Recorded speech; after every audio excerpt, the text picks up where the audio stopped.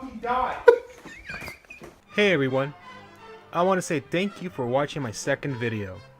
I had a lot of fun making it. Except for the bleach scene. Me, being a genius, did not properly wash the inside of the gallon, so there was still some residue inside. You been recording this shit? Yeah, needless to say, it didn't taste great. I'm just glad. I also want to give a shout out to TZR for recommending me a pop filter. Thank you. Hopefully I'll sound less like a dumbass. And here is my review of episode 3. The episode starts with assholes breaking into Colleen's dojo. Hold on a minute. Is that the same security guard that Ward sent to kill Danny? You're the security guard from Rand. Why are you... It is him. Why would you send your own security guard to do dirty work? You don't want any ties to a crime, right? So pick up that phone and call a professional to do the damn job right. And how did Danny manage to sneak in? The windows are shut and barred, and the door was locked. And even if the windows are open, we don't buy Danny being good at sneaking because we never see him do it. Listen, I'm gonna make this up to you. I promise. Are the cops coming by? I haven't broken any laws.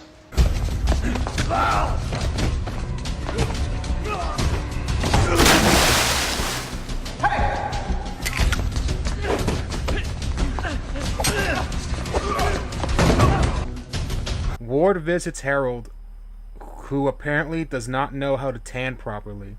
Dad.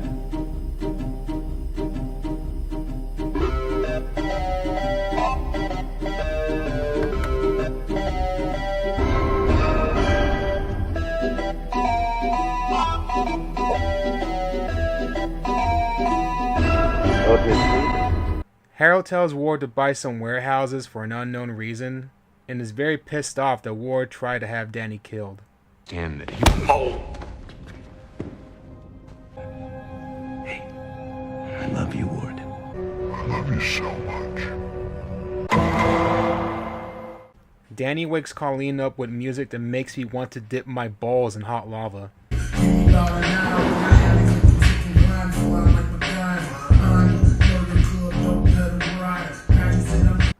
And Colleen is not happy that her sleep was disturbed by some asshole who looks like he works at a vegan donut shop in Santa Monica.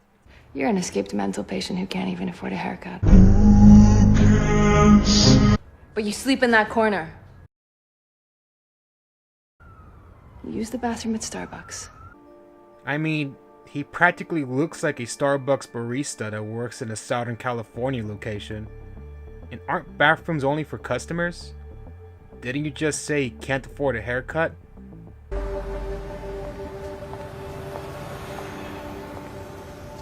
You know, in another life, this would have been romantic. In another life, you wouldn't have drugged me and sent me to a mental hospital. Yeah, too bad it wasn't permanent.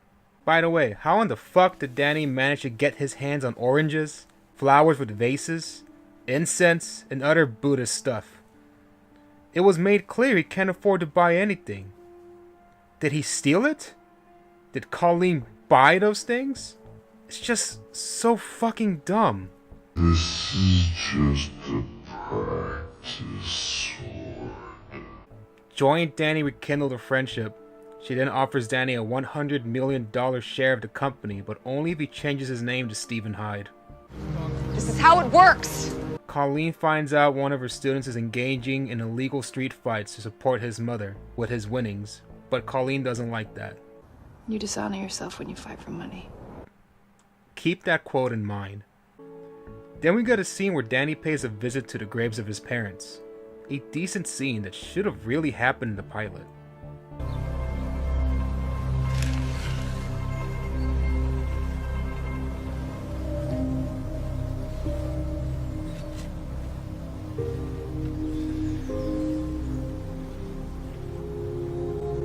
We now see Jaren Hogarth from Jessica Jones, a way better show. Step away from me. I said step away from me.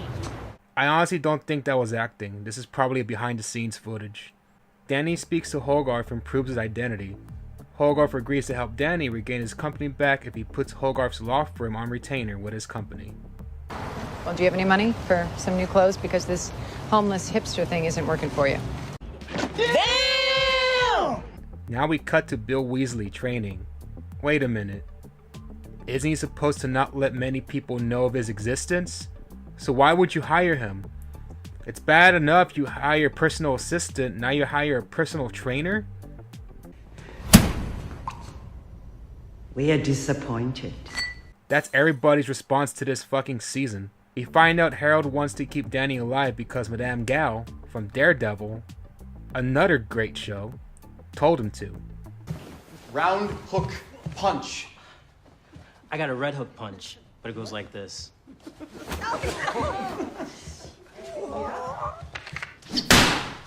Enough! The dojo is a place of respect. You chatter like monkeys. Very poor choice of words, my friend. Like, come on, what the fuck, dude? Danny sleeps in an apartment hooked up by Hogarth, and we get to finally see a flashback of him training in Kunlun.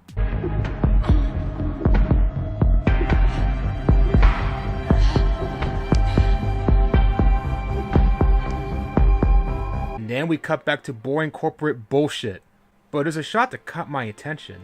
Joy is comprised of light tones, probably implying that she's always trying to be a straight arrow in the company.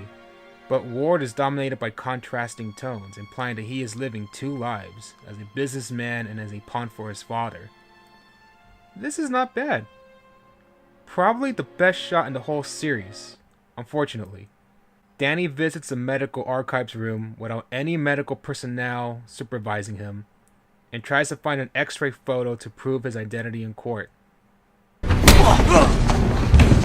What a great Iron Fist.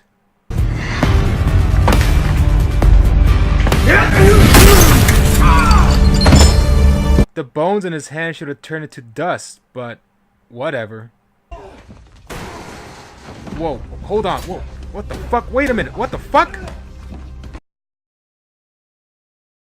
That has to be some of the worst editing I have ever seen. It's as bad as the editing in that basketball scene from Catwoman.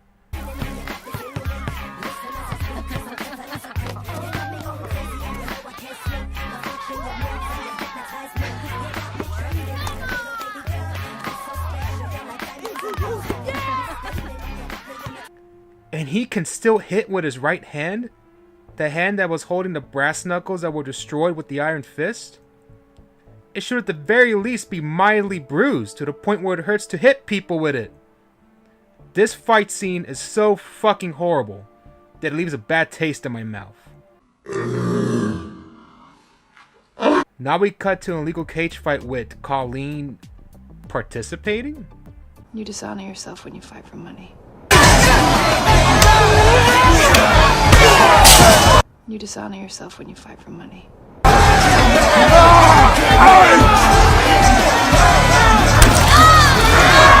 You dishonor yourself when you fight for money.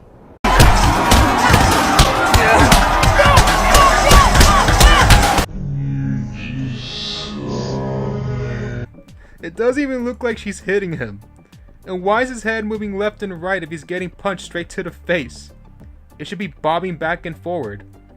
Have the fighting choreographers in the show ever seen any movie with fight scenes? It's as if the only movie they have seen is Team America. Hogarth and Danny meet up with Ward and Joy to once and for all prove Danny's identity. With the help of Joy, Hogarth shows Ward some shitty clay basket bowl made by a younger Danny, and on it there's a fingerprint. And what's this? They actually use an extreme close-up. See, now that's very helpful. Unlike that shot where you can hardly see the M&Ms. You have better luck trying to find a termite's dick without a magnifying glass. Danny follows Ward into the building where Harold is hiding. There's plenty of elevators for only one security guard to supervise. Another guard would make more sense, but you know, whatever. Danny notices that Ward enters the penthouse by scanning his hand, and Danny's like, well, fuck that shit. I'll just crawl my way up like Spider-Man.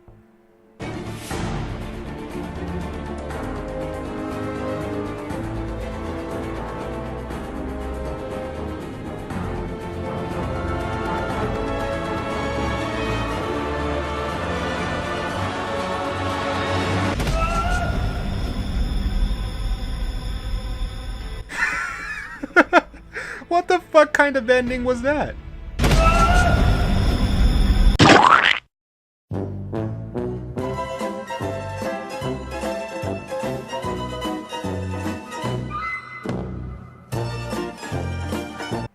And that's episode 3.